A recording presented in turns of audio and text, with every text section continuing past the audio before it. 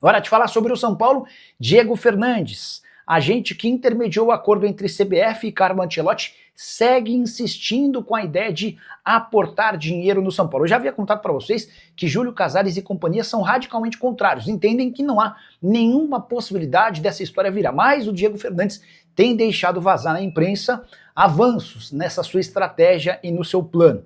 Recentemente, o Diego recorreu a empresários e pessoas ligadas ao São Paulo para tentar se aproximar da atual diretoria. E mais, ele assegura que encontrou um banco brasileiro disposto a colocar dinheiro no tricolor.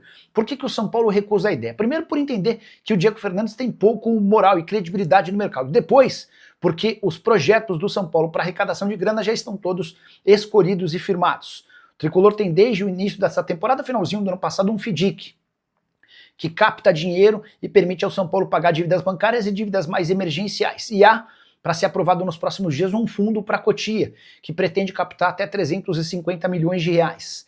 Dessa maneira, Júlio Casares, Carlos Belmonte e companhia entendem que a ideia do Diego Fernandes só vai servir para atrapalhar os projetos que já estão em andamento. Só para complementar, antes de intermediar o acordo entre Carlo Ancelotti e CBF, o Diego Fernandes era um ilustre desconhecido no futebol brasileiro. Que história é essa de que o São Paulo tentou a contratação de Antony? Sim, houve uma consulta do tricolor a Júnior Pedroso, representante do atleta, antes do fechamento da janela de transferências da metade do ano. A ideia do São Paulo era repetir o modelo que foi adotado com Marcos Leonardo, um empréstimo gratuito com o clube dele pagando parte dos salários, no caso o Manchester United. O São Paulo tinha alguma esperança de que essa história avançasse se propostas da Europa pelo Antony não aparecessem. E dá para dizer que o mercado de verão europeu não foi tão bom assim como se imaginava para o Antony. Foram poucas as ofertas. No final das contas, ele acabou vendido para o Betis por 25 milhões de euros fixos, mais bônus, impedindo qualquer possibilidade de o Antony se tornar reforço do tricolor. Jogador de 25 anos, formado na base do São Paulo, ainda com relação com o tricolor, é comum, é usual a gente ver ele fazendo postagens nas redes sociais, acompanhando os jogos do São Paulo, mas esse retorno do atleta ao tricolor certamente vai acontecer só mais para frente, quando o Antony estiver mais no fim da carreira e quando o São Paulo se apresentar em condições financeiras melhores. Até porque o Antony tinha salário superior aos 3 milhões de reais por mês, e para que o negócio acontecesse, o United precisaria assumir a maior parte dos vencimentos. Jogador comprado em definitivo pelo Betis, uma das maiores transferências da história da equipe espanhola, desde que foi comprado. São 4 aparições com um gol e uma assistência na temporada passada. Por empréstimo no Betis, o Antony arrebentou, deixando excelente impressão, até por isso acabou comprado. São Paulo que se prepara para o jogo contra o Palmeiras, clássico marcado para esse domingo, no Morumbi, a tentativa de uma nova vitória para aplacar de vez a crise que havia se estabelecido depois da eliminação na Libertadores da América. E você, o que pensa sobre Antony de volta ao Brasil? Já usa o espaço para comentário, não esquece de deixar like, de se inscrever no canal. Quero falar agora sobre o São Paulo. O presidente Júlio Casares mostrou força política em meio a uma baita crise técnica e também relacionada à política do clube, com chance real de Carlos Belmonte ser demitido. O Júlio submeteu 5 pautas à aprovação do Conselho Deliberativo e todas foram aprovadas com votações muito altas. Quero destacar cada uma delas para vocês. Primeiro, uma permuta para atendimento dentário dos atletas da equipe profissional e também na base com a Odonto Fitness. Essa votação teve 90,2% de aprovação. Depois, São Paulo submeteu um acordo para compra de energia junto à Safari Varejo, 90,2% de aprovação.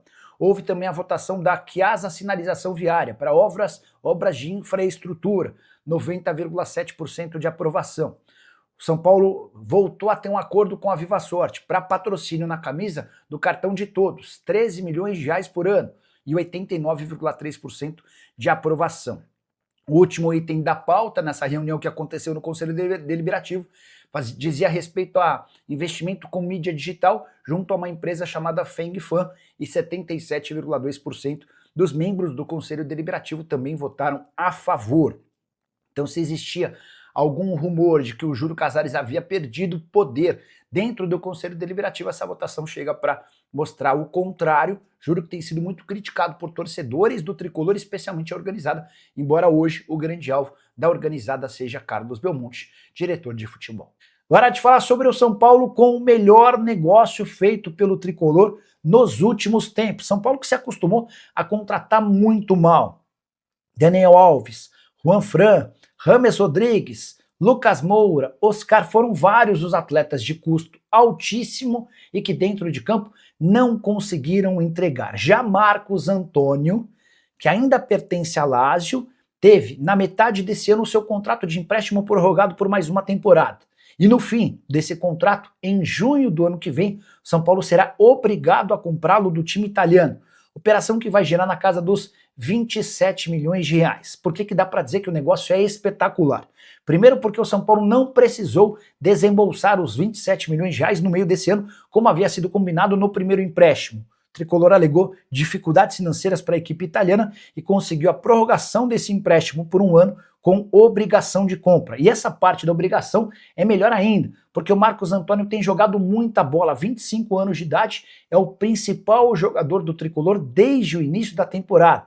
E hoje dá para cravar que o Marcos Antônio vale pelo menos o dobro desses 27 milhões de reais. Fui checar no Transfer Market, o valor atribuído ao Marcos Antônio gira na casa dos 8 milhões de euros ou 50 milhões de reais. Mas, em hipótese alguma, o São Paulo venderia hoje por algo nessa casa. Certamente haveria necessidade de um investimento maior do time interessado, atleta de enorme capacidade com a bola, sem a bola, e reparem como, a partir do momento em que ele saiu do jogo contra o Palmeiras, o São Paulo sentiu sua ausência no meio-campo e foi sendo engolido aos poucos pelo Verdão. É óbvio que a arbitragem foi determinante para a vitória por 3-2 do rival. Mas, enquanto o Marcos Antônio esteve presente, o São Paulo foi um. Ele saiu e o São Paulo se transformou para pior.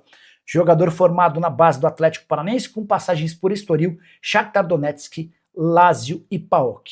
E você, qual outro jogador deixou boa impressão e foi bom negócio feito pelo São Paulo nos últimos tempos? Se tem alguns péssimos negócios, se você se lembrar de outro, também use o espaço para comentário e registre a sua opinião, beleza? Hora de falar sobre o São Paulo. O Tricolor reclamou, protestou. O presidente Júlio Casares chegou a ligar para o presidente da CBF, Samir Schaut, e as primeiras consequências da péssima arbitragem de Ramon Abate Abel no Clássico do Morumbi já foram tomadas. A CBF decidiu afastar por tempo indeterminado o Ramon Abate Abel e seu árbitro de vídeo, que na partida foi comandado por Hilbert Estevão. Os dois estão na geladeira, sem data para voltar. O São Paulo também tem feito pressão para que o áudio seja revelado, o áudio do VAR em relação aos lances mais polêmicos. A CBF já anunciou que não vai divulgar o áudio do árbitro. E a explicação se dá por uma praxe. Os áudios só costumam ser revelados, publicados, anunciados, quando o árbitro de campo é chamado pelo árbitro de vídeo e faz a conferência. Nos casos dos 4 lances polêmicos na visão do São Paulo, em nenhum deles o árbitro de vídeo conseguiu chamar o Ramon Abate Abel para visualizar. Então não há essa divulgação. Nicola, então quer dizer que o São Paulo não vai ter acesso aos vídeos? Não. O São Paulo pode requisitar, e já o fez junto à CBF, para que ele possa ter acesso aos áudios, mas esses áudios não podem ser publicados. O São Paulo reclama de 4 lances, em 3 dá para dizer que há interferência direta. Primeiro deles, um pênalti não marcado do Alan em cima do Tapia. O São Paulo vencia por 2-0, era a chance de converter no pênalti e abrir 3-0. Logo depois, o Andreas Pereira pisa na bola, o pé dele escapa e atinge com muita força a canela e depois o pé do Marcos Antônio. Era lance para cartão vermelho, o árbitro deu apenas cartão amarelo. E um terceiro lance ainda polêmico do início do gol do Vitor Roque. Esse gol nasce de uma entrada muito forte do Gustavo Gomes no Tapia. O árbitro ignora essa falta, a jogada segue e o Palmeiras faz 2-1, abrindo caminho para a vitória por 3-2. Nada disso vai fazer com que o resultado volte, está completamente descartada essa possibilidade. Mas o São Paulo promete continuar fazendo muita pressão no Samir Schaut, presidente da CBF, que é torcedor do São Paulo, e também na comissão de arbitragem, para que deixe de ser prejudicado nas próximas rodadas. Fala pessoal, estamos aí com atualizações importantes do São Paulo. Se inscreva e ative o sininho para receber mais atualizações do Tricolor. Deixe seu like, que é muito importante para o crescimento do canal. Utilize o espaço aqui embaixo para registrar sua opinião. Ficamos por aqui com mais esse giro de notícias. Um abraço e até o próximo vídeo.